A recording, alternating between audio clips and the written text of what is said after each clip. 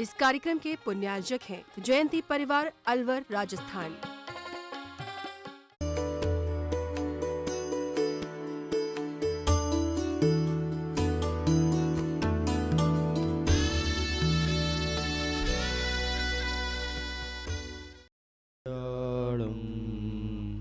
नमो लोय सौवसाहूणम्।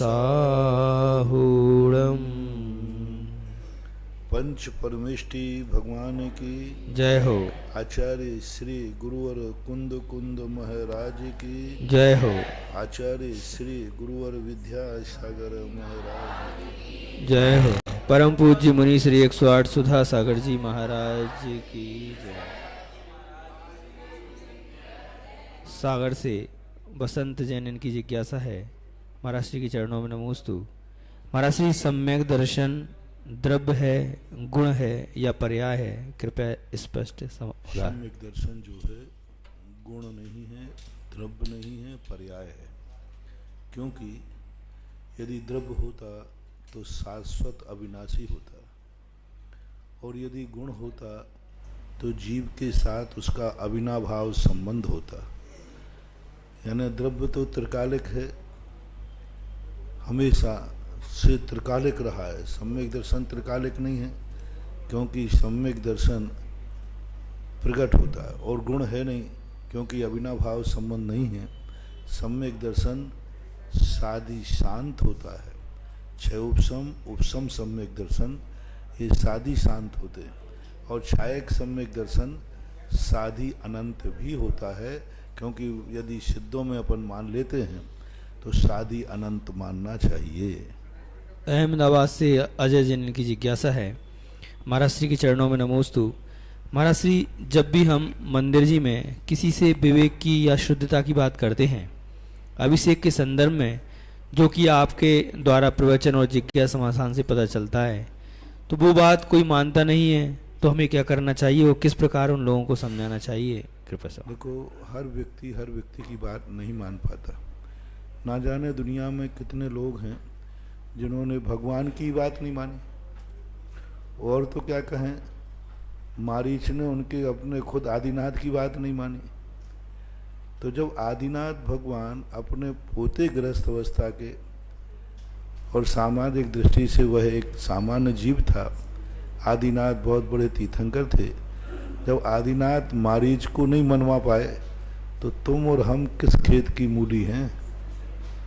वे तो सर्वज्ञ थे, अनंत शक्ति के धारी थे, और उनके तो अतिशय सामने प्रकट थे, समोषण लगा हुआ था। 14 केवल देवकृत अतिशय, 10 केवल ज्ञान के अतिशय, 10 जन्म के अतिशय, जिनके 5 कल्याणक मनाए जा चुके हैं, 4 कल्याणक, जिनके रत्नों की वृष्टि हुई, देवता सौधर्मेंद्र आ रहा है। इतनी सारी विभूतियों के साक्षात प्रत्यक्ष प्रमाण है। 9 महीने 15 महीने तक रत्न वृष्टि होना, अयोध्या की रचना होना, सौधर्मेंद्र का जन्माभिषेक पांडुकशिला पर होना, कितना वैभव उनका था। इतना सारा वैभव होने के बाद भी वो मारीच को नहीं समझा पाए, तो अपन के पास तो कोई इतना अतिशय और प्रत्यक्षीकरण नहीं है, अपने पास तो जनवाणी ही है। तो हर व्यक्ति को समझाने की अपेक्षा समझने का प्रयास करो।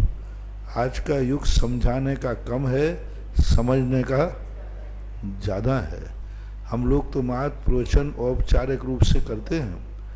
हमें मालूम है कि कितने लोग मेरी बात को समझ रहे हैं और कितनी बात मेरी बात को मान रहे हैं। तो ये सब चीज़ों पर अपन को नहीं, सामान्य कह दिया, एक बार बता दिया भाई ये मार्ग है और गुरु ने ये मार्ग बताया है। सामने वाला माने तो माने, बाकी नहीं माने तो क्लेश नहीं करना चाहिए, संक्लेश नहीं करना चाहिए। जो करेगा वो भरेगा। इंदौर से महेंद्र जैन पत्रकार, इनकी जिज्ञासा है। महाराज श्री के चरणों में नमोस्तु। महाराज श्री, बनावट, सजावट और दिखावट के कारण ही गृहस्थों में आ रही गिरावट, इस गिरावट पर नियंत्रण कैसे हो कि गृहस्थ अच्छा श्रावक बन सके? कृपया समाधान। देखो, मैंने अभी कहा ना, जिसको गिरना ही है उसको कोई नहीं रोक सकता, जिसको मरना ही है कौन रोक पाएगा? बोलो। सब परिवार के बीच में रहने वाले जीव भी मर जाते हैं, क्या करोगे? कहां तक तुम किसको रोकोगे? समझा सकते हैं, बुझा सकते हैं, नहीं समझ में आए तो मर सकते। सबके सामने बैठे बैठे लोग मर जाते हैं, सुसाइड कर लेते हैं, सेल्फ हार्ट खा लेते हैं, क्या कर सकोगे? उसकी होनहार ही ऐसी है।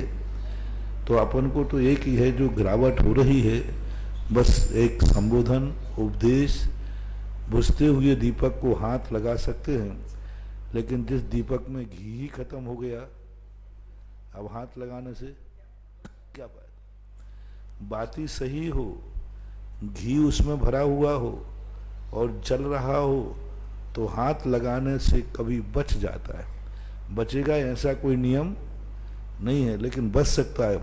लेकिन जिसके दीपक में घी ही बाती नहीं है, उसको अपन जलाने की सोचे तो व्यर्थ है। इसलिए अपन को स्वयं संभलना है। जिनको हम संभाल सकते हैं उनको संभालो, पहले तो स्वयं संभलो, और जिन पे अपना अधिकार है उनको संभालो। अनधिकृत चेष्टा मत करो। जैसे अपना अधिकार किसी बच्चे पर है तो बच्चों को संभालो, अपना अधिकार परिवार पर है तो उसको संभालो, अपना अधिकार यदि समाज पर है तो उसको संभालो। और जब कोई अपने आप से सुधरने की बात कहता है तो उसे संभालना चाहिए। समाज को संभालने के सदा सदा से उपदेश होते आए, शिविर लगते आए, किताबें छपती आई, सब हो रहा है। जिनका संभलना है वो संभल जाएंगे, अन्यथा कोई उपाय नहीं है। सरधना से निखिल जनन की जिज्ञासा है। सरधना से निखिल जनन की जिज्ञासा है। महाराज श्री, हमने ज्ञानोदय और सुदर्शनोदय क्षेत्र पर शांतिधारा और 108 कलशों से अभिषेक किया, बहुत ही अच्छा लगा। महाराज जी, 108 कलश हमने प्रथम बार किए, तो 108 कलशों का महत्व क्या है, कृपया समाचार। भगवान को जो 108 उनके लक्षण होते हैं, तुम लोग पढ़ते हो ना, लखन 108 विकाज निर्खत नयन कमल, तो 108 जो उनके लक्षण हैं, गुण हैं। एक अपेक्षा होते 1008 लक्षण हैं, लेकिन मुख्य लक्षण कितने हैं? 108 हैं। एक और इनके 108 गुण हैं। जैसे 64 रिद्धियां हैं और 46 मूल गुण हैं। तो अब 64 और 46 मिलाएंगे तो कितने हो जाएंगे? 110। तो उनमें रिद्धियों में कुछ ऐसी रिद्धियां हैं जो संयुक्त कर दी जाती है। तो ऐसे उनके 108 उनके लक्षण अथवा 108 उनके गुण, उन गुणों को अपन एक एक अभिषेक करके ये भावना भा रहे हैं कि हे भगवान, ये गुण आप में विद्यमान था, उस गुण से मेरा जल छू करके और वो गुण मेरे में प्रकट करे। अभिषेक का और कोई रीजन नहीं। एक व्यक्ति ने पूछा, महाराज जी अभिषेक क्यों, और सिर से अभिषेक क्यों किया जाता है, और महाराजों का पैरों से अभिषेक क्यों किया जाता है? महाराज का भी सिर से अभिषेक करना चाहिए? नहीं, उसके दो हानि हैं। पहली बात है कि महाराज का सिर से अभिषेक करोगे तो उनका महाव्रत खंडित हो सकता है। स्नान व्रत, आय स्नान व्रत, तो स्नान हो जाएगा। दूसरा उनका क्या होगा, मुंह आदि में कभी पानी धोखे से जा सकता है, तो उनका मूल गुण चला जाएगा। तीसरी बात है कि महाराज केवल ज्ञानी नहीं है, संपूर्ण गुणों के धारी नहीं है। अभी उनके जीवन में मैं महाराज से कुछ नहीं लेना है, भी नहीं, मात्र आचरण लेना। तो आचरण के लिए चरण पूजे जाते हैं। हमें गुरु से क्या मिल सकता है? आचरण।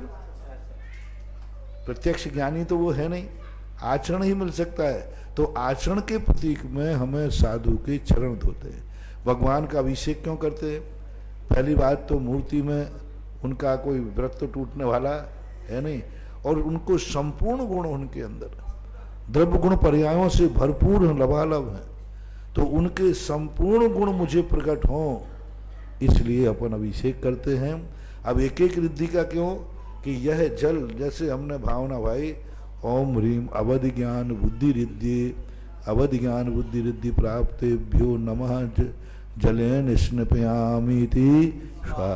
तो अब ये हो गया वहाँ कि हे भगवान, ये जो जल है मैं अवधि ज्ञान रिद्धि गुण पर ढाल रहा हूँ, जिससे क्या फल मिलेगा, एक दिन मुझे भी अवधि ज्ञान प्रकट हो। अब अवधि ज्ञान प्रकट नहीं होगा तो क्या मिलेगा, हमें कोई भी चीज का आभास होना शुरू हो जाएगा। जैसे अपन को कोई भी दुर्घटना होना है, उस दिन तुम उस रिद्धि के साथ अभिषेक करके गए थे तो तुम्हें पहले से आभास होगा कुछ गड़बड़ होने वाला है, संकेत मिलना शुरू हो जाते हैं। अष्टांग महानिमित्त नाम की एक रिद्धि भगवान के पास होती है। अष्टांग महानिमित्त नाम की रिद्धि पर यदि आपका उपयोग चला गया तो आपको 24 घंटे के अंदर कुछ भी जो कुछ भी होने वाला है अच्छे बुरे के संकेत मिलेंगे। पर उस रिद्धि पर उपयोग लाना चाहिए जो रिद्धि है। भगवान की 64 रिद्धियां हैं। आपको क्या चाहिए, मुझे चाहिए कि मेरा कल क्या होगा, मैं इस कार्य को कर रहा हूं। अब मुझे एहसास होना चाहिए कि यह कार्य मेरा होगा कि नहीं होगा। तो बस अष्टांग महानिमित्तधारी मुनिराज को याद करो, अष्टांग महानिमित्तधारी मुनिराज को याद करो और अष्टांग महानिमित्तधारी रिद्धि को उनका स्मरण करो, महाराज को नहीं, अष्टांग निमित्तधारी को। तो जैसे ही तुम अष्टांग निमित्तधारी का जाप करोगे या अभिषेक करोगे, आपको 24 घंटे में जो कार्य करने जा रहे हो आपको संकेत मिलना चालू हो जाएंगे, अच्छे या बुरे कोई भी, जरूर नहीं कि अच्छे मिले। यदि काम नहीं होना है तो कौन सा संकेत मिलेगा, पर मिल जाएगा संकेत यदि आपने अष्टांग महानिमित्तधारी को याद किया है। तो ये जितनी रिद्धियों के गुण हैं, एक एक गुण पर यदि आपका उपयोग टिकता है तो नियम से वो उस गुण संबंधी पूर्णता नहीं तो अंश रूप में प्रभाव होता है। मैंने इन रिद्धियों के स्मरण को, जाप को, अभिषेक को तो तुम लोग करो, मैं जाप को 50 बार मैंने प्रैक्टिकल किया। जिस संबंधी रिद्धि होती है उस रिद्धि को, जैसे एक बार जब मैं 108 रिद्धियों के अर्थ बताता हूँ, उस समय जैसे मान लो किसी के शरीर के पसीने में दुर्गंध आती है तो वो कौन से महाराज को याद करो, जल्लौषधि। ऐसे महाराज को याद करो जिनका पसीना ही औषधि है, पसीना क्या बन गया उनका, औषधि। ऐसे महाराज को धन्य है वो महाराज जिनका पसीना औषधि है। हमारे पसीने में तो आप कहोगे दुर्गंध आ रही, अब ऐसे महाराज को याद करो, आप देखना वह नियम से वो दुर्गंध धीरे धीरे कम हो जाएगी यदि आपकी श्रद्धा भक्ति सही है तो।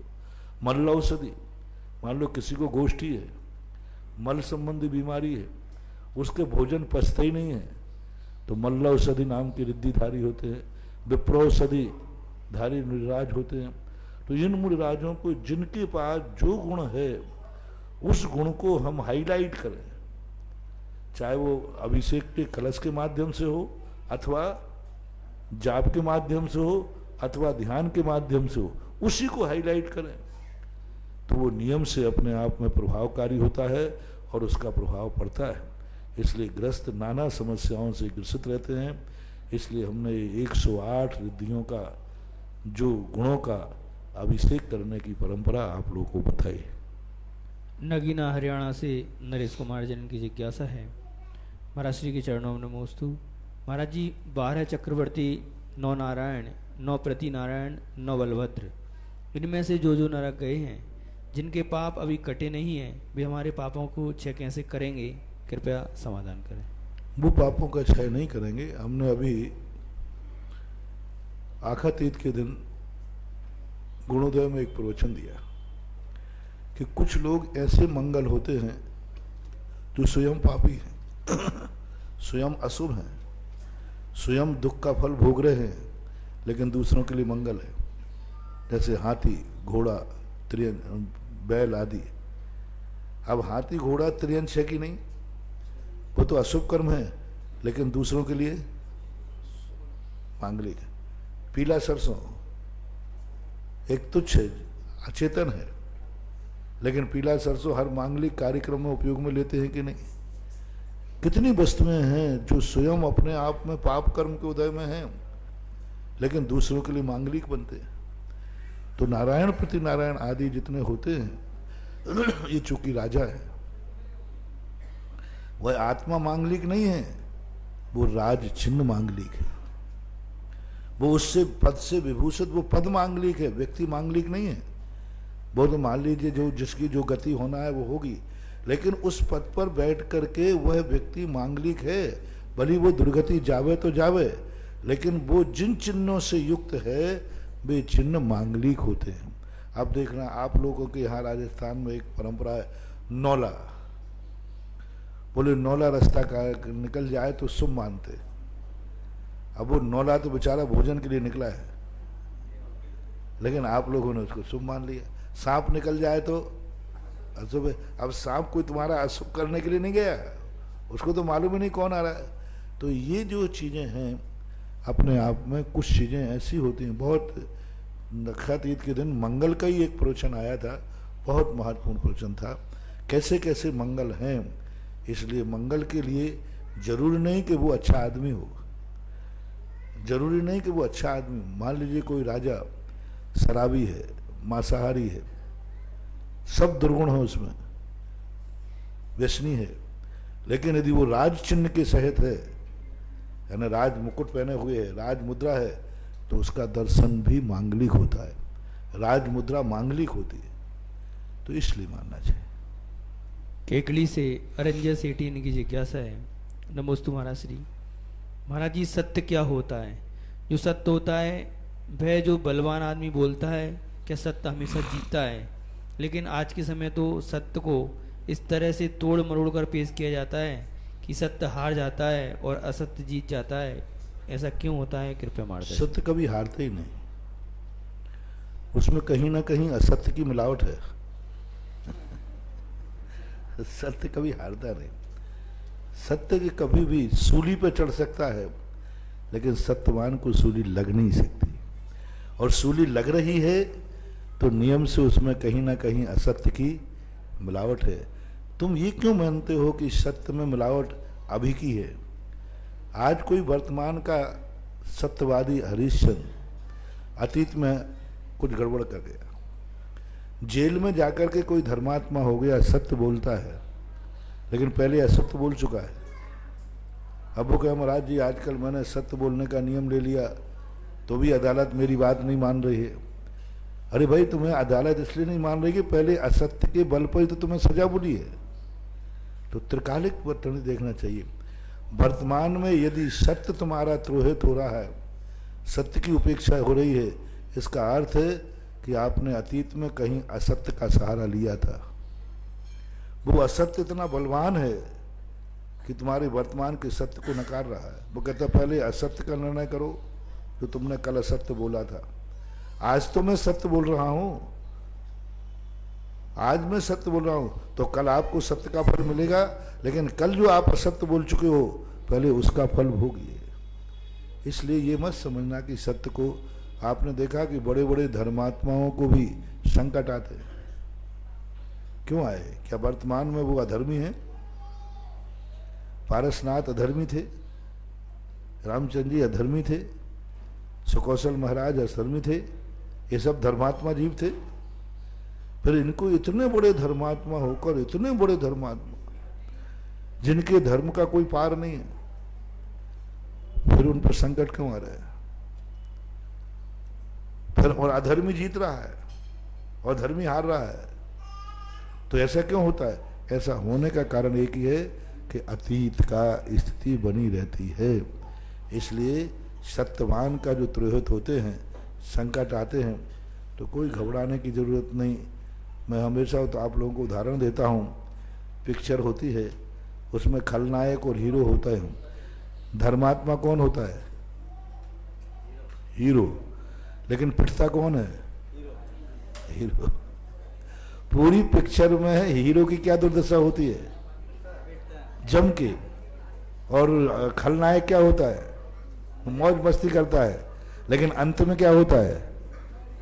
खलनायक मारा जाता है और हीरो जीत जाता है। इसका अर्थ है सत्यमेव जयते। ऑनलाइन जिज्ञासाओं के पश्चात प्रथम जिज्ञासा के लिए प्रेमचंद जी सेठी पिलवाड़ा से, इनके पश्चात श्रीमती सुलोचना जी सेठी तैयार हैं।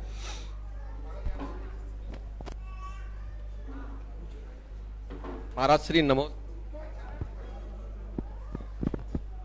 हेलो हेलो महाराज श्री नमोस्तु नमोस्तु नमोस्तु। महाराज श्री एक ये आया है, रणय तय संजुतो जीवो विहवहि उत्तमम तीर्थम संसार तरई जद्दो रणय तय दिव्य नाणाय। तो संसार को तारने के लिए रत्नत्रय रूपी महामुनिराज हमारे सर्वोत्कृष्ट तीर्थ हैं, तो हमारे को अन्य तीर्थों की क्या आवश्यकता रहती है? क्या होता है कि रत्नत्रयधारी तीर्थ ही सब कुछ है, लेकिन आप लोगों को क्या होता है कि एक में ही मन नहीं लगता तो फिर नाना प्रकार के मन लगाना पड़ता है। व्यक्ति से कहा जाए कि एक वेदी है यहाँ, इसको 100 बार नमस्कार करो, 24 बार करो, 24 बार नमस्कार करो। बोले महाराज जी 24 बार नहीं हो पाएगा। और फिर और तीर्थ क्षेत्र पर 24 मंदिर बना दो, वो 24 मंदिर की वंदना कर लेगा, लेकिन एक वेदी को 24 बार नमस्कार नहीं करेगा। 24 की वंदना कर लेगा, 25वां मंदिर है तो भी कर लेगा, लेकिन एक वेदी को कहो कि इसको 24 बार नमस्ते कर लो तो उसका मन नहीं लगेगा, बोर हो जाएगा, उसके परिणाम टिकेंगे ही नहीं। जैसे आप देखें, एक वेदी को आपने 24 बार नमस्कार करना है और एक बार आपको 24 मंदिरों की वंदना करना है, दोनों में आपके विशुद्धि भाव किसमें होंगे? 24 मंदिरों की वंदना करना। अरे भगवान तो यही बैठा है ना। और उन्हीं महावीर स्वामी को, उन्हीं आदिनाथ भगवान को यदि अपन 10 जगह बैठा दो तो 10 बार नमस्ते कर लोगे, लेकिन एक ही आदिनाथ भगवान को 10 बार नमस्ते कहो तो वो विशुद्धि भाव नहीं रहेगा। इसलिए संसारी प्राणी का मन चंचल होने से, उसके मन स्थिर करने से उसे नाना उपाय बताए जाते हैं। हमारे आचार्य श्री हमेशा करते हैं कि बहुत पढ़ना और बहुत बार पढ़ना, एक का दर्शन करना बहुत अच्छी तरह से दे और बहुतों के दर्शन करने में अंतर होता है। इसलिए ये मात्र अपने मन की कमजोरी है। मन की चंचलता होने से उसके मन को अधिक से अधिक समय तक वो कहेगा कि मैं 24 बार नमोस्तु करने में, उसके लिए या 24 एक पूजा करने में, एक पूजा को 24 बार कर लो। आवाज नहीं करें, डिस्टर्ब नहीं करें। एक पूजा को 24 बार करो और 24 पूजाएं करो, तो क्या 24 पूजाएं तो कर लूंगा, लेकिन एक पूजा को 24 बार, तो मन को रमाने के लिए इसका विस्तार किया जाता है। जय बोले महामुनिराज सर्वोत्कृष्ट तीर्थ सुधासागर जी महाराज की जय। श्रीमती सलोचना जी सेठी, इनके पश्चात सतपाल जी पाटनी तैयार है। महाराज श्री, एक आपके अन्य भक्त भूतपूर्व मुख्यमंत्री दिग्विजय सिंह जी ने नमोस्तु कहा है और समाज सेवा के कार्य में लगे रहते। नमस्ते। उनका ये क्या है कि उन्होंने बहुत अच्छे कार्यकर्ता हैं। दिग्विजय सिंह जो हैं मध्य प्रदेश के पहले मुख्यमंत्री रहे। जैन समाज का उन्होंने एक बहुत बड़ा कार्य किया था। जिस समय बीनागंज की मूर्तियां, इशारे से बात करें, बीनागंज की जो मूर्तियां हैं वो जब भूगर्भ से निकली तो बड़ी स्थिति विकट हो गई। वो एक संग्रहालय में जाकर के बैठने वाली थी, जहां उनका पूजन और दर्शन नहीं होता। बड़ी अतिशयकारी मूर्तियां थी। उस समय दिग्विजय सिंह ने अपने अधिकार का उपयोग कर कर जैन समाज के ऊपर एक बहुत बड़ा उपकार किया था। विजय जी जैन पत्रकार हैं, वहाँ के बीनागंज के पास में गांव है, तो वहाँ पर जाकर के उन्होंने समाज के ऊपर कहीं ना कहीं कार्य आते हैं। और मेरे सानिध्य में तो उन्होंने जब श्रवण में आए थे, शुरू में जब वो सामान्य विधायक आदि क्या थे, वैयावृत्ति करने आते थे श्रवण में, 100 पहले की घटना है 88-89 की, आकर के शाम को जैसे वैयावृत्ति करते ऐसे वैयावृत्ति करते थे। फिर एक बार उनका हमने मांसाहार का भी त्याग कराया था, और उस मांसाहार के त्याग के बाद ही वो छोटे से राजनीतिक होने से वो बाद में मुख्यमंत्री बने। पहले मुख्यमंत्री सामान्य व्यक्ति थे, फिर उसके बाद मुख्यमंत्री बने। और सबसे बड़ा कार्य उन्होंने किया कि उन मूर्तियों के प्रति आज वो एक बड़ा तीर्थ क्षेत्र बन गया, वीनागंज, शुभोदय जिसका तीर्थ नाम है, शुभोदय। और उस शुभोदय तीर्थ क्षेत्र आज एक बहुत बड़ी शक्ति बन के हैं, दिग्विजय सिंह राघवगढ़ के हैं, और विजय पत्रकार भी राघवगढ़ के ही हैं। मैं राघवगढ़ गया हूँ, वहाँ का मंदिर भी बन रहा है, बहुत बड़ा धाम भी बन रहा है। तो ऐसा कहीं ना कहीं जो व्यक्ति समाज के काम आता है, समाज भी उसको याद करती है। आज देख लीजिए, यदि वो उन मूर्तियों को अपने अधिकार का उपयोग करके संग्रहालय से जैन समाज के मंदिर पर नहीं अपना अधिकार का उपयोग करते, तो आज मैं वहाँ उनको स्मरण करके आशीर्वाद कैसे देता। इसलिए हर नेता से मेरा कहना है कि तुम किसी भी राजनीति में जाओ, समाज के कुछ ना कुछ कार्य जरूर किया करो, उसी माध्यम से समाज तुम्हें याद करती है। और आज वो मूर्तियाँ दिग्विजय सिंह की बदौलत है कि आज वो मूर्तियाँ एक तीर्थ क्षेत्र का रूप बन रहे हैं। आशीर्वाद हमारा है उनके लिए। श्री सुलोचना जी सेठी, इनके पश्चात सतपाल जी पाठ। परम पूज्य परम श्रद्धेय श्री मुनिवर सुधा सागर जी महाराज जी के चरणों में मेरा 12 बार नमोस्तु नमोस्तु नमोस्तु। मेरा परिवार, समस्त परिवार की ओर से आपको नमोस्तु नमोस्तु। हे गुरुवर, मेरा पूर्व में जो प्रश्न आया अभी अभिषेक से संबंधित ही है। जब सिंहासन या पांडुशिला अगर मंदिर में है और उसके बावजूद अगर थाली के अंदर भगवान को जैसे 2 या 3 प्रतिमाएं विराजमान करने पर उसका अभिषेक किया जाता है, और उस अभिषेक को थाली में भगवान रहने पर ही उसका गंधोदक दिया जाता है, तो उसका कितना दोष है और उसका हमें क्या दोष लगेगा? बहुत बड़ा दोष। भगवान जब तक पांडुशिला पर बैठे हैं या थाली में बैठे हैं, उस स्थान से गंधोदक नहीं लेना चाहिए, क्योंकि आपके हाथों का स्पर्श उस गंधोदक में चला जाएगा और वो गंधोदक अभी भगवान को टच कर रहा है। हाँ, यदि नली आदि के द्वारा नीचे आ गया है तो ले सकते हो, लेकिन भगवान जिस थाली में बैठे हैं उस समय भगवान के ना तो चरण छूना चाहिए, जैसे आपने भगवान के चरण छुए अभिषेक के समय, दूसरे ने आकर के अभिषेक किया तो आपके चरणों का जो मल था वो भगवान के चरणों को स्पर्श होने पर गंधोदक में चला जाएगा।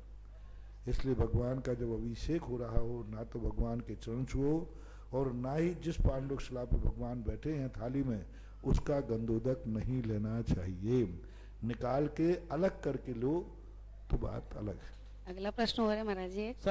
सतपाल जी जैन, इनके पश्चात शिखा जी जैन तैयार है। एक प्रश्न और महाराज जी। महाराज जी, मेरे साथ कुछ उपसर्ग आए हैं, मैं श्रद्धान रखती हूँ समय दर्शन ज्ञान से, अपने देव शास्त्र के ऊपर सच्चा श्रद्धान रखते हुए घर में जैसे देवी देवता को माना जाता है, और उस समय जैसे सर्प और ये हमारे घर में निकले थे, जैसे भगवान को शुरू में जैसे भगवान के यहाँ पे अपन मंदिर जी में लाते हैं, तो मैं शुरू में मंदिर जी में जोड़े को, नए जोड़े को, शादीशुदा जोड़े को, तो वो ये कहते हैं कि जैसे देवी देवता को धोख नहीं लगवाई आपने, तो उसका आपके ऊपर ये उपसर्ग आया है। कोई उपसर्ग नहीं था, पर मैं समझ गया भाव, बस इतना ही है, कोई उपसर्ग नहीं आता। ये जितने भी लोक मान्यताएं हैं ये सब लोक मान्यताएं हैं, मिथ्या है, इनमें सत्यता है ही नहीं। जब गधे के सींग होते ही नहीं है तो फिर हम लोग कहेंगे गधे के सींग नहीं मानोगे तो तुम्हारे लिए बहुत दोष लगेगा। अरे भाई, सींग गधे के होते ही नहीं है, खरगोश के सींग होते ही नहीं है। ये लोक मूर्तियों में जो मान्यताएं हैं कि ये जोड़ा रख दो, ये कर दो, ये सब है ही नहीं। ये सब तांत्रिक विद्याओं में आते हैं, और तांत्रिक विद्याएं बहुत कुछ तो सही होती है, लेकिन बहुत सारी तांत्रिक विद्याएं काल्पनिक होती हैं। इन सब चीज़ों पर विश्वास नहीं करना चाहिए। भगवान का श्रीफल चढ़ाओ, भगवान की पूजा करो, सारे जोड़े भगवान ही हैं। नमस्ते नमस्ते। सतपाल जी जैन, इनके पश्चात श्रीमती शिखा जी जैन तैयार। मेरे गुरुवर सुधा सागर जी महाराज को मेरे परिवार की तरफ से बार बार नमोस्तु। महाराज जी, अभिषेक क्रिया अपन जब सवेरे प्रारंभ करते हैं तो उसके पहले मंगलाष्टक बोला जाता है और बोलते हैं, तो अपने जीवन में महाराज जी मंगलाष्टक का क्या महत्व माना जाता है?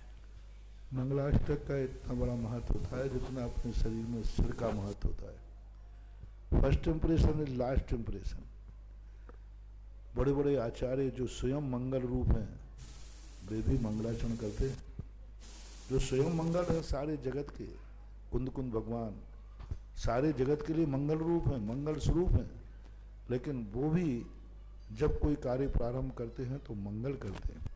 मंगल का सबसे बड़ा महत्व होता है कि हम जिस कार्य को करने जा रहे हैं एक ऐसा पावन पवित्र शक्तिशाली का नाम लेते ही हमारे उस कार्य में आने वाले विघ्न दूर भाग जाते। पूज्यवर नेमीचंद महाराज ने स्पष्ट कहा कि मंगलाचरण जो पापों का नष्ट करे, विघ्नों को दूर करे, इसलिए मंगलाचरण किया जाता है। सगुन शास्त्र से भी और सभी दे, और जो मंगलाष्टक है इसमें तो इतना है, कितने व्यक्ति पूजाएं कर ले, कितने विधान कर ले, लेकिन जो शक्तियां मंगलाष्टक में हैं वो पूरी पूजा में नहीं होगा, क्योंकि मंगलाष्टक के अंदर उसमें ऐसी ऐसी आप लोग जैसे सारी पूजाएं कर लेते हैं, लेकिन उसके अंदर ऐसे ऐसे नाम दिए गए हैं जो तुम्हारे लिए मंगल रूप होते हैं, तो मंगलाष्टक करना ही चाहिए। और मैं तो ये कहता हूँ कि और किसी को कुछ आवे या नहीं आवे, मंगलाष्टक हर व्यक्ति को याद होना चाहिए। कहीं जंगल में आप फंस गए, आप कुछ नहीं आता, मंगलाष्टक पढ़ना शुरू कर दीजिए। आप अपने बच्चे को मंगलाष्टक पढ़ा दीजिए, कभी भी कोई बात आवे तो मंगलाष्टक पढ़ के चालू कर देवे। आप कुछ भी नहीं आता, कोई पंडित नहीं है, कुछ भी नहीं, आपके घर में गाड़ी आपने खरीदी, कुछ नहीं, पुष्प लीजिए, मंगलाष्टक पढ़ करके गाड़ी पर कुर्वन्तु ते मंगलम कह करके आप गाड़ी का नागल कर दीजिए। आपके घर में शादी विवाह होता है, आपकी बहू का प्रवेश कराना है, कुछ नहीं करना आपको, दरवाजे पर दूल्हा दुल्हन बलू खड़े करके और घर का कोई बिक्री जो है पुष्प लेकर के मंगलाष्टक पढ़ करके उन दोनों के ऊपर डाल दें, संसार का सबसे बड़ा मंगल हो गया। कुछ नहीं करना, कुछ भी, आपको कोई पंडित नहीं है, मात्र मंगलाष्टक पढ़िए, घर का नागल करना है, कुछ भी नहीं है, आप मंगलाष्टक पढ़ के और अपने घर के ऊपर चावल फेंक दीजिए तो मंगलाष्टक हो जाता है। मंगलाष्टक एक ऐसा मल्टीपर्पस शक्ति है जो सांसारिक और पारमार्थिक दोनों कार्यों में प्रयोग की जा सकती है, कहता ही चाहिए। नमस्ते महाराज, नमस्ते। इनके पश्चात सुरेश जी गदिया तैयार रहे। श्री महाराज जी के चरणों में मेरे गुणोदय क्षेत्र के लिए सुरेश चंद जी, मैना जी, अंकित जी, आनंद जी, जैन बम्बई वालों ने कीर्ति स्तंभ के लिए 21 कलश की राशि गुणोदय क्षेत्र के, और भूदान में गोपाल जी, शिका जी, सुशील जी, सुमित्रा रानी, उत्तम नगर दिल्ली से 5 कलश की राशि से भूदान में गुणोदय क्षेत्र को, और विजय जी जैन नेटोल वाले महाराज श्री आपको नमोस्तु कह रहे हैं, और उन्होंने उनकी भावना गौशाला के लिए जमीन लेके गौशाला, बहुत बड़ी गौशाला बनाने की भावना है, और उसके लिए गुणोदय क्षेत्र में पाव बीघा जमीन दान करके वो ये भावना भा रहे हैं कि हमारी गौशाला जल्दी से जल्दी बने, ऐसा आशीर्वाद हो। महाराज जी के चरणों में मेरे और मेरे परिवार की तरफ से 3 बार नमोस्तु नमोस्तु नमोस्तु। महाराज जी, मेरी शंका है कि पूजा की एक लाइन है, अष्टम वसुधा पाने को कर में ये 8 द्रव्य लिए, इसमें अष्टम वसुधा को मोक्ष बताया है, वो कैसे? पूरे 3 लोक के अंदर 8 पृथ्वियां हैं, 7 पृथ्वियां नीचे हैं, अपन 7वीं पृथ्वी, वो नीचे से गिनो तो अपन 7वीं पृथ्वी पर बैठे हुए हैं, ऊपर से गिनो तो नीचे है, तो ये 7 पृथ्वियां नीचे हैं, बीच में खाली आकाश है, जैसे बीम पड़े रहते ना, यूं मानो एक पृथ्वी है, बीच में आकाश है, दूसरी पृथ्वी है, ये पृथ्वी बात बोला पर लगी है, जैसे भीम पिलर पर टिकता है ना, ऐसे ये पृथ्वियां हैं। और अष्टम वसुधा यानी वो भी पृथ्वी है, स्फटिक मणि पृथ्वी में आती है, पृथ्वी काय है, तो स्फटिक मणि की 45 लाख योजन प्रमाण उच्चित छत्र यानी इस आकार में है, जैसे तो ये सिद्ध शिला है, तो उस पर जाकर के भगवान बैठते नहीं हैं, लेकिन भगवान जितने एरिया में है वो नीचे है, भगवान यूं ऊपर हैं और वो नीचे है, तो अष्टम पृथ्वी काय जीवों से जो निर्मित होने के कारण से उसको पृथ्वी कहते हैं, और एक ठोस पिंड है 45 लाख योजन प्रमाण का, ऐसा माना। श्री सुरेश जी गदिया, इनके पश्चात मंजू जी सेठी तैयार हैं। नमस्ते महाशय, नमस्ते महाशय, नमस्ते महाशय। मेरी जिज्ञासा है गुरुदेव, आज सुबह के जो प्रवचन थे उसमें एकलव्य का प्रसंग आया था गुरुदेव, जबकि महाभारत में जो उनके गुरु थे उन्होंने इसके लिए एकलव्य को वो दीक्षा नहीं दी थी या वो शिक्षा नहीं दी थी कि उन्होंने अर्जुन को श्रेष्ठ धनुर्धर बनाने की उसमें थी, जबकि उसमें योग्यता थी। तो उसने क्या गुरुदेव को वो उसकी मूर्ति से सीखा था उससे, ऐसा उस प्रसंग में आता है। जबकि आज सवेरे आपने ये बताया कि वो उस लायक ही नहीं था, ये गुरु को पहले ही जानकारी थी। तो वहां से सत्यता क्या है कि वो धनुर्धर वो श्रेष्ठ था या अर्जुन श्रेष्ठ था? क्या हो गया, वो प्रवचन पूरा नहीं हो पाया। हाँ, दूसरा, और शायद वो प्रवचन पूरा नहीं हो पाया, इसलिए शायद सिहोरा वालों को कल का भी मिल जाएगा। अच्छा, शाहपुरा वाला बना साहेबपुरा तो इसलिए देखो वहां पर दो बातें प्रसंग में थी। एकलव्य वस्तुतः शिक्षा के योग्य नहीं था, और वो उदाहरण घटा रहे थे अपन लोग हम कि आप लोग भी सच्चे भगवान के योग्य नहीं है, तभी तो भगवान अपने बीच में नहीं है। लेकिन उसने मूर्ति से प्राप्त किया, अभी तो वो बाद में बताऊंगा। पहले वो शिक्षा के योग्य क्यों नहीं था? योग्य तो था तब तो उसने प्राप्त कर लिया, और बाद में उसका अंगूठा क्यों काटा गया? इस सबके पीछे था उसका संस्कार। देखो, उसने विद्या प्राप्त करके, विद्या का नियम होता है निशस्त्र पर, त्रियंच पर, स्त्री पर, नाबालिग पर, नपुंसक पर कभी शस्त्र विद्या का प्रयोग नहीं किया जाता, और क्षत्रिय प्रयोग करता भी नहीं। और उसने प्रयोग प्राप्त करते ही कुत्ते के मुंह में जाकर के भर दिया। अब कुत्ता का मुंह शस्त्र था कि निशस्त्र था? शस्त्र था गुरु, उसने भी गुरु के लिए करा करते नहीं, पहले। अच्छा, जब उसने विद्या प्राप्त कर ली तो विद्या प्राप्त करने के पहले सबसे पहले उसने क्या किया? एक कुत्ते के मुंह में बाण भर दिए, वहीं से तो अर्जुन मिला। एक कुत्ते के मुंह में बाणों से भर दिया उसने, शब्द वेदी बाण था। अर्जुन ने देखा कि कुत्ते के ऐसे बाण किसने भर दिए, तो वहीं से तो बात खुली। तब गुरु ने कहा कि देखो, मैंने पहले ही कहा था एकलव्य विद्या के योग्य नहीं है, क्योंकि ये विद्या का दुरुपयोग करेगा। क्योंकि संस्कार ही ऐसा था उसको, कुत्ते बिल्ली को मारना उसके लिए कोई भारी नहीं था। और क्षत्रिय होता तो निरीह प्राणी पर कभी विद्या का प्रयोग नहीं करता। इसलिए जो शंका द्रोणाचार्य को थी वही उसने किया, इसलिए उसका अंगूठा काटा कि विद्या भली प्राप्त कर ली है, लेकिन ये विद्या का प्रयोग नहीं करे। क्योंकि यदि बंदर को तलवार मिल जाएगी तो क्या करेगा? काटेगा, और वो शराब और पी लेवे। तो बस यही स्थिति है। संस्कारहीन को विद्या दी जाएगी, उस विद्या का वो दुरुपयोग करेगा, ये मूल प्रसंग था। उसने तो श्रेष्ठता हासिल करी थी गुरुदेव, ये तो प्रसंग ठीक है। तो इसलिए तो उसको विद्या नहीं दी जा रही थी। हाँ, मतलब उसने तो गुरु के प्रति की कृतज्ञता तो करी थी ना गुरुदेव। वो प्रसंग बता दूंगा बाद में। वो तो तुम भी एक क्लब हो, इसलिए तो कृतज्ञता व्यक्त कर रहे हो। मंजू जी सेठी, इनके पश्चात पुखराज जी सेठी तैयार है। मेरे आराध्य गुरुवर के चरणों में शत शत वंदन। नमोस्तु महाराज जी। महाराज जी, इष्टोपदेश में एक श्लोक आया है, त्यागाय श्रेष्ठ वित्तम अवित्तम संचिनोति है स्व शरीर स पंकेन श्यामिति। हाँ, शुद्ध उच्चारण नहीं है, पूछो क्या पूछना चाहते।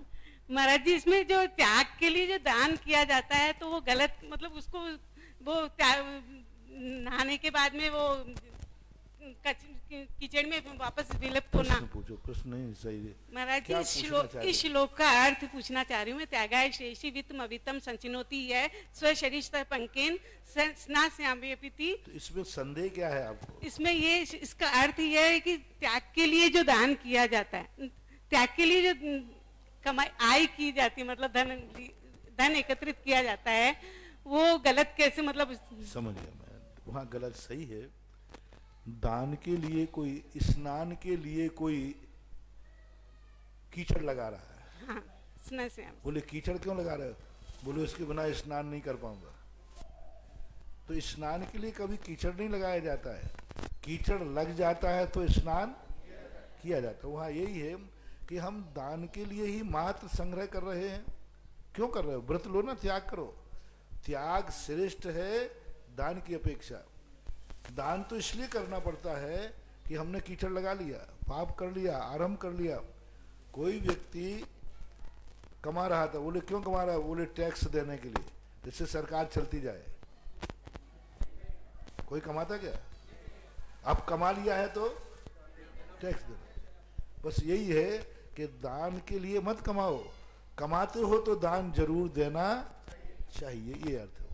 महाराज जी एक और है, जम्बू स्वामी अंतिम केवली मोक्षगामी जीव थे, तो भक्त बाबा की जो श्रुत केवली हुए थे, तो श्रुत केवली क्या मोक्ष नहीं जाते हैं? नहीं, श्रुत केवली अर्धपुद्गर परावर्तन काल तक भी भटक सकते हैं। अर्धपुद्गर परावर्तन काल तक कोई श्रुत केवली होकर के भी इतना काल भटक सकता है। तद्भव में मोक्ष जाना श्रुत केवली का कोई अनिवार्य नहीं। श्रुत केवली है, श्रुत की अपेक्षा केवली है, ज्ञान की अपेक्षा है। इसलिए महाराज जी सेठी, इनके पश्चात श्रीमती सरोज मोदी तैयार है। हेलो, नमोस्तु महाराज जी, नमोस्तु नमोस्तु। मेरी शंका है महाराज जी, 2 या 3 प्रतिमाओं को एक ही थाली में विराजमान करके अभिषेक कर सकते हैं क्या? दूसरी बात, वेदी में विराजमान पाषाण की प्रतिमाओं पर नित्य प्रति अभिषेक कर सकते हैं क्या? और तीसरी बात, मूलनायक प्रतिमा पर भी नित्य प्रति अभिषेक कर सकते हैं क्या? और चौथी बात, भगवान जी को बार बार विराजमान करके भी अभिषेक कर सकते हैं? ये सभी चीजों का उत्तर एक है, नहीं। क्योंकि अनिवार्य नहीं। बाहर अनेक मूर्तियां एक थाली में बैठाकर अभिषेक करना उचित नहीं है, ठीक नहीं है। और वेदियों पर सभी मूर्तियों पर अभिषेक करना उचित नहीं है। मूल नायक पर भी प्रतिदिन अभिषेक करना संभव ना हो तो कोई जरूरी नहीं है। जरूर बार बार अभिषेक करना तो कदापि ठीक नहीं है। इसलिए श्रीमती सरोज मोदी, इनके पश्चात अनिल जी कटारिया तैयार है। मेरे और मेरे परिवार की ओर से महाराज होता है कि एक बार व्यक्ति सोचता है कि अलग अलग प्रश्न पूछेंगे तो कहें एक ही पूछो, तो एक में ही सारे प्रश्न। ऐसा एक बार हुआ, एक महिला थी, उसने कोई भगवान के पास जाकर के सिद्धि की, देवता प्रसन्न हो गए। देवताओं ने कहा माँ जी देखो एक ही वरदान मांगना। अब उसको चाहिए थे 3-4 वरदान, और देवता ने क्या शर्त लगा दी, एक ही वरदान मांगना। तो वो बहुत साहेबपुरा की थी, बहुत होशियार थी, तो उसने क्या कहा, हाँ साहब एक ही मांगूंगी। बोले एक मांगना? बोले मैं अपने पोते को सोने के कटोरे में खीर खाते हुए देखूं, क्योंकि उसके बेटे के यहाँ बेटा नहीं हो रहा था, और बेटे के, और वो अंधी थी और गरीबी थी, 3 चीजें। अब बेटे के यहाँ बेटा नहीं था तो बेटा भी चाहिए था, और स्वयं अंधी थी थोड़ी, और गरीबी थी। अब 3 चीजें मांगना है, तो उन्होंने कहा मैं अपने पोते को सोने के कटोरे में खीर खाते हुए देखूं। एक ही मांगा के 3, और लेकिन वो मांगा तो एक ही है। श्रीमती सरोज मोदी, मेरे और मेरे परिवार की ओर से महाराज जी को सत सत बार नमन, सत सत बार। महाराज जी, आज के युग में पाठशाला जरूरी है क्या? और पेरेंट्स पाठशाला बच्चों को भेजते क्यों नहीं है? दूसरी बात, पाठशाला नहीं भेजने का मूल कारण कुछ तो पेरेंट्स की गलती है, क्योंकि वो पाठशाला में कुछ उसको स्वार्थ नहीं दिख रहा है, भविष्य नहीं दिख रहा है, अभी अंधे हैं वो लोग। दूसरा कारण है पाठशाला नहीं भेजने का कारण, एक तो आजकल का जो स्टैंडर्ड मेंटेन है वो नहीं है, पाठशालाओं को स्थान ही नहीं है। आज देखो, पुराने जमाने के स्कूल होते थे, टाट पट्टी पे बैठ के पढ़ लेते थे, टाट पट्टी पे, और सामान्य रूप से। आज का देखो कैसे स्कूल हो गए, आज अपने बच्चों को आप पुराने स्कूल में पढ़ाना मंजूर करेंगे कि नए में, जो अच्छा हो, बढ़िया वातावरण हो। पाठशालाएं तो आज भी वही है, स्कूल बदल गए, बिल्डिंग बदल गई, फर्नीचर बदल गया, पढ़ाने का पैटर्न बदल गया, लेकिन आपकी पाठशालाएं तो वही हैं, वही गंदी पाठशालाएं। उसमें भी जिस दिन शादी आ जाए पाठशाला की छुट्टी है, उसमें भी कोई कार्यक्रम आ जाए तो पाठशाला की छुट्टी है। एक दूसरा, पढ़ाने वाले कैसे, आज देखो पढ़ाने वाले बहुत अच्छे अच्छे पढ़ाने वाले आज LCD से पढ़ाते हैं, कितने ढंग से पढ़ाते हैं, तब कहीं बच्चे पढ़ने जाते हैं शुरू में। आज तुम्हारे पढ़ाने वाले कैसे, आप देखिए पढ़ाने वालों को आप 5,000 रुपया भी नहीं देते, उसमें भी 5,000 देने में भी उसमें भी आपको तकलीफ होती है। आज पढ़ाने वाले देखो 1-1 लाख रुपए पर पहुंच गए। अच्छा पंडित रखिए, अच्छा फर्नीचर दीजिए। और तीसरा कारण जो है कि पहले इतना ट्रैफिक नहीं था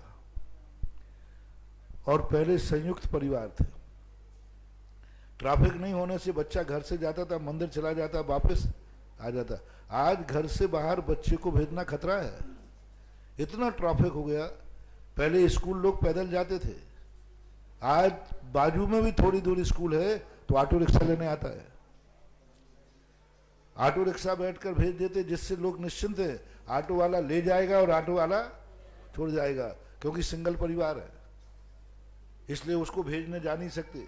इसलिए जहां जहां पाठशालाओं को मैंने ये तीनों चारों आइटम सुधारे, पढ़ाने का स्थान बहुत बढ़िया बनाया, हॉल बनाया, फर्नीचर बनाया, LCD लगवाई। अभी किशनगढ़ के अंदर पिछले चतुर्मास में आदिनाथ मंदिर में पूरा बढ़िया हॉल, उसको नियम बनाया, ये हॉल कभी भी किसी भी हालत में पाठशाला के लिए बंद, पाठशाला को बंद नहीं कराया जाएगा, पाठशाला लगेगी। LCD लगे, furniture up to date furniture बनाया, और एक बढ़िया मास्टर जो कंप्यूटर भी जानता है, LCD भी समझा के जानता है, बहुत अच्छा मास्टर उसको लगाया। आज पाठशाला वो दौड़ रही है, बहुत अच्छी चल रही है। और ऑटो रिक्शा लगाया, कोई विद्यार्थी पैदल नहीं आएगा, पाठशाला का कोई भी छात्र पैदल नहीं आएगा, घर ऑटो रिक्शा लेने जाएगा और घर घर से लेकर के छोड़ेगा, और पाठशाला खत्म होती घर घर छोड़ने जाएगा। देखें कैसे नहीं बढ़ते। आज स्कूल के लिए ऑटो रिक्शा चल सकता है और आप पैसा दे सकते हैं, लेकिन मोहल्ले वाले मिलकर ऑटो रिक्शा पाठशाला के लिए नहीं कर सकते। तो आज का जो युग परिवर्तित हो रहा है, हमें पाठशाला का वैसा लिहाजा बदलना पड़ेगा, तो बहुत कुछ हद तक हम सफल भी हो सकते हैं। दूसरी बात, आपके लोगों में जो है पाठशाला को आप लोग व्यर्थ में समझते, क्या करेंगे, क्या सीखना है, कौन सा धर्मात्मा बनना है। धर्मात्मा बनने के लिए पाठशाला नहीं आ जाता है, सही इंसान बनने के लिए पाठशाला आए थे। अनिल जी कटारिया, इनके पश्चात अनीता जी गोदा तैयार है। ओम शांति।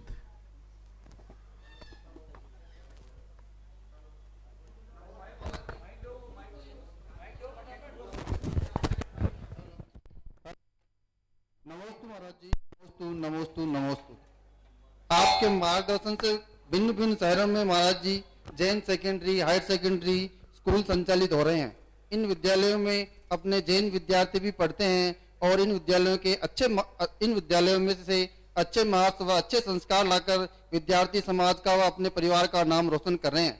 महाराज जी, मेरी जिज्ञासा ये है कि आप इन होनहार विद्यार्थियों को आगे पढ़ने के लिए कुछ ना कुछ ऐसा करें जो अपने टेक्निकल लाइन हो या कोई डिप्लोमा कोर्स है जो उनके संस्कार खराब ना हो। महाराज जी, मेरी ये जिज्ञासा है महाराज जी, इस संबंध में थोड़ा मार्गदर्शन। मेरे में तो बहुत कुछ करवाने की क्षमता है, लेकिन करने वाले नहीं मिल रहे, टीम तैयार नहीं मिल रही। मैं तो आप जैनियों की एक बहुत बड़ी यूनिवर्सिटी खुलवा सकता हूँ, बहुत बड़ा संचालन कर सकता हूँ, कॉलेज, सब भावनाएं होती हैं, सब कुछ, लेकिन एक टीम तैयार हो गए ना। कोई भी टीम आकर के समर्पित नहीं होना चाहिए, क्योंकि सबसे बड़ी जैनियों में एक कमी है, क्योंकि जैनी अर्थ प्रधान समाज है। जहां उसको इनकम ऑफ सोर्स नहीं दिखता है, वहां भगवान भी हो तो उनको भी छोड़ देता है। हाँ, भगवान से भी कोई ताल्लुक नहीं, इनकम ऑफ सोर्स होना चाहिए। और यही परिणाम हो जाता है। अब शिवहरा के लोग बाहर क्यों गए? इतने अच्छे भगवान थे, क्योंकि जितना उनको इनकम ऑफ सोर्स चाहिए था उतना ये स्कोप नहीं था। तो भगवान बैठे, भगवान कहते हम कहते भगवान आप बहुत अतिशयकारी हो, लोगों से कहता हूं तो भगवान सब कुछ ठीक है, इनकम ऑफ सोर्स तगड़ा नहीं है, इसलिए भगवान को छोड़ के भी चले जाते हैं। तो अर्थकरी विद्या, आर्थिक दृष्टिकोण जैनियों का बनता जा रहा है। हर चीज में संस्कार मिटे तो मिट जाएं, संस्कारहीन होना पड़े तो हो जाएं, कैसा भी कुछ भी करना पड़े पैसा उपलब्ध होना चाहिए। यह नीति जब तक बनी रहेगी अपन बड़े बड़े कार्य नहीं कर पाते। यदि थोड़ा बहुत किसी में समर्पण के भाव आवे तो बात बन सकती है, होना चाहिए। आपका भाव अच्छा है। अनीता जी गोदा, इनके पश्चात अशोक जी असगरा, गुणोदय क्षेत्र से। मेरे और मेरे परिवार की तरफ से 3 बार नमोस्तु नमोस्तु नमोस्तु। महाराज जी, हम ये जो भक्तामृत जी का विधान करते हैं उसके अंदर रिद्धि मंत्र के 2-2 48 अर्घ हैं, उनको दोनों को रोज चढ़ाने चाहिए या पीछे वाले को चढ़ाते हैं? कैसे? 48 रिद्धि मंत्र के 2 तरह के अर्घ है ना उसमें, अर्घ। हाँ, तो वो दोनों मतलब 48 2 बार है, एक तो रिद्धि मंत्र के पीछे और दोनों यदि उसमें लिखे हुए हैं किताब में तो दोनों ही चढ़ाना चाहिए, दोनों रोजाना चढ़ाना। ठीक। अशोक जी असगरा, इनके पश्चात रेणु मंजूषा जी जैन तैयार है। गुरुवर के चरणों में शत शत नमन। महाराज जी, मेरी जिज्ञासा है, हम सभी जो संसारी जीव है, हमारी ये दशा है कि जो होता है वो चाहते नहीं है, और जो चाहते हैं जो होता नहीं है, इन्हीं भावों से हम कभी समता भाव नहीं ला सकते हैं और हमेशा विचलित रहते हैं। मार्गदर्शन कीजिए महाराज। जो चाहते हैं वो होता नहीं, मैंने ऐसा सुना नहीं, देखा जरूर है। क्योंकि शास्त्रों में तो, नीतियों में तो हमने ये पढ़ा है, जहां चाहे वहां राह। लेकिन देखता जरूर हूं कि लोग कहते हैं महाराज जी मैं जो इच्छा करता हूं वो नहीं होता। क्योंकि उसका मूल कारण है वो इच्छा ही उतनी करते हैं जिनकी उनकी कुवत नहीं है, और कुवत से ज्यादा इच्छा करेंगे तो वो इच्छा पूरी होने वाली नहीं है। जैसे आपके बैंक में लाख रुपया पड़ा है और आप यदि 2 लाख का चेक दे देंगे तो इच्छा पूरी होगी कि नहीं होगी? नहीं होगी, बाउंस हो जाएगा, बाउंस हो। बस इतना ही है। और 1 लाख पड़ा है और 10,000 का चेक काटेंगे तो सिकुड़ जाएगा। बस इच्छाएं उतनी ही करो जितनी अपनी कुवत है, अपना पुण्य है। हम पड़ोसी की थाली देखकर अपने भोजन को क्यों सोचते, पड़ोसी की थाली का भोजन मुझे कब मिले? अरे तेरी किस्मत में लिखा है वो थाली में है। 90% व्यक्ति दुखी क्या है? पड़ोसी की थाली देखकर दुखी है। अरे भाई तेरी थाली, और बोले महाराज ये नहीं वो, बस वहीं से दुख शुरू होता है। पड़ोसी की थाली तुम्हारी कभी हो नहीं सकती, इसलिए तुम्हारी इच्छाएं पूरी हो नहीं सकती।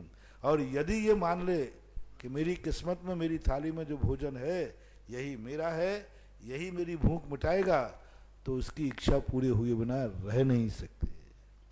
नमस्ते। श्रीमती रेणु मंजूषा, इनके पश्चात सुजल पाटनी तैयार है।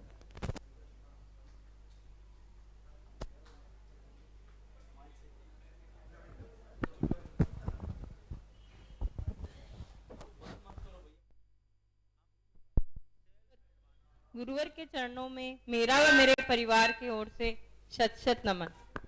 हे गुरुवर, कहते हैं कि दवा जेब में होती है तो शरीर में उसका असर नहीं होता है।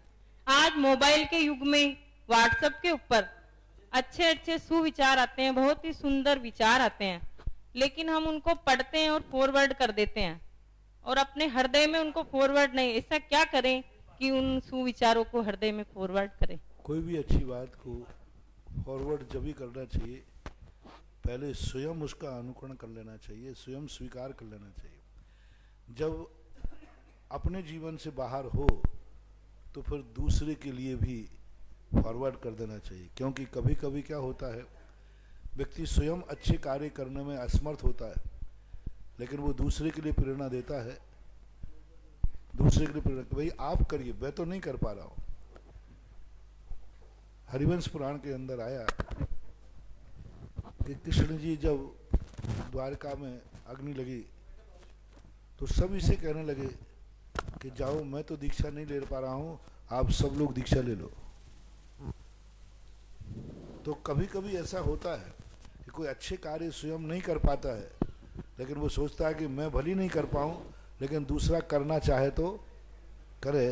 तो इस अपेक्षा से यदि फॉरवर्ड किया जाता है तो कोई बात नहीं है, लेकिन स्वयं भी करने में समर्थ है और स्वयं न करके दूसरों को कर रहा है तो पर उपदेश कुशल बहु तेरे, ऐसी नीति भी आती। नमोस्तु गुरुवर। श्री सुरेश जी मोदी, इनके पश्चात एकता जी सेठी तैयार रहें।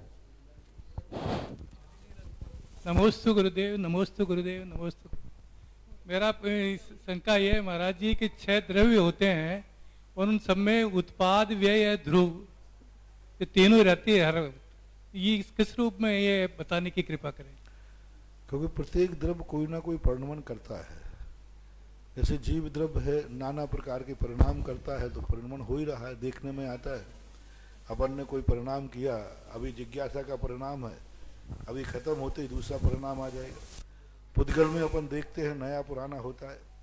धर्म द्रव्य अधर्म द्रव्य का जो परिणमन है, यह कोई व्यक्ति पूरब को जा रहा है, कोई पश्चिम को जा रहा है, कोई कैसे ही बैठ रहा है, तो ये सब द्रव्य अपने आप में स्वभाव रूप से अपने आप वर्तना परिणाम क्रिया परत्वा परत्व च कालस्य, काल द्रव्य का निमित्त पाकर के प्रत्येक द्रव्य कुछ ना कुछ परिणमन करता रहता है।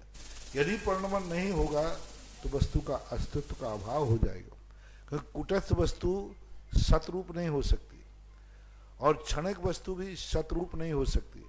इसलिए किसी भी चीज का परिवर्तन जब होता है तो वह परिवर्तन उत्पाद व्यय ध्रुव युक्तम सत सद्रव्य लक्षणम, तो ये वस्तु का लक्षण है, स्वभाव है परिवर्तन। यदि परिवर्तन नहीं होता तो इस सृष्टि भी नहीं होती, इसलिए वो स्वभाव माना। महाराज जी ये आकाश द्रव्य में व्यय किस रूप से है? आकाश द्रव्य में परिणमन होता है ना। अभी अपन यहाँ बैठे, आज कल यहाँ कोई था नहीं, 6 बजे कोई था, कल नहीं थे, तो आज आकाश को अपन को अवगाहना देना पड़ी। कल नहीं थे तो खाली था, परिणमन हो रहा है ना आकाश द्रव्य का। नमस्ते। और अगुरु लघु गुण जो उसको होता है, आकाश द्रव्य एक शुद्ध द्रव्य है, उसके अंदर एक अगुरु लघु गुण होता है। अगुरु लघु गुण के माध्यम से निरंतर शुद्ध द्रव्य अपनी अर्थ पर्याय निकालते रहते हैं।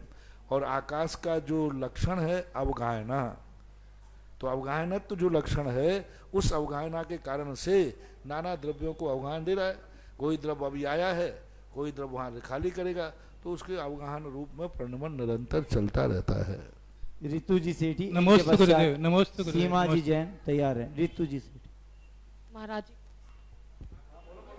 महाराज जी के चरणों में मेरे परिवार का और मेरा बारंबार नमस्ते। महाराज जी, आज सुबह आपने प्रवचन दिया था माता पिता और गुरु के ऊपर, बहुत सुंदर प्रवचन था। भक्तों के हृदय में लगता भी है ये, लेकिन बहुत जने ऐसे होते हैं महाराज जी कि धर्मात्मा तो बहुत होते हैं, लेकिन जब माता पिता चलते फिरते हैं तो उन्हें अपने साथ कहीं ले जाने से उन्हें अच्छा नहीं लगता है या तीर्थ यात्रा नहीं करवाते वो, तो आप उन धर्मात्माओं को किस श्रेणी में रखेंगे? महाराज जी हकीकत है ये, इसीलिए मैंने पूछा। मैं उनको धर्मात्मा की श्रेणी में रखूंगा ही नहीं महाराज जी, वो मानते तो बहुत है अपने आप मैं को। तो हमेशा एक ही कहता हूँ, जो घर के प्रथम देवता की पूजा नहीं कर सका वो मंदिर के देवता की पूजा करने का अधिकारी ही नहीं। जो अपने माँ बाप को पानी का गिलास पानी नहीं पिला सका वो मुनिराज की अंजलि में आहार देने लायक ही नहीं। अब वो 2 नंबर में दे रहा है तो देवो, उसको पुण्य लगने वाला नहीं। क्योंकि हमारे यहाँ सब पहले व्यवस्था है, कुलाचार पहले धर्माचार बाद में। 2 आचार होते हैं, एक कुलाचार और एक धर्माचार।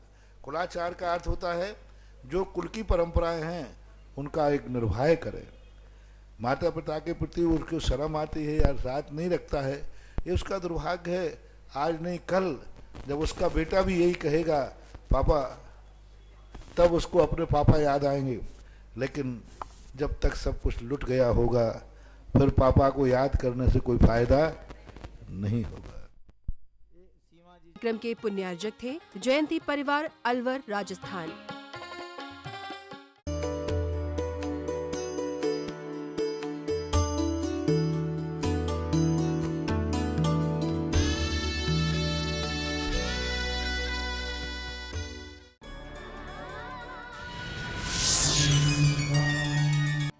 शिरोमणि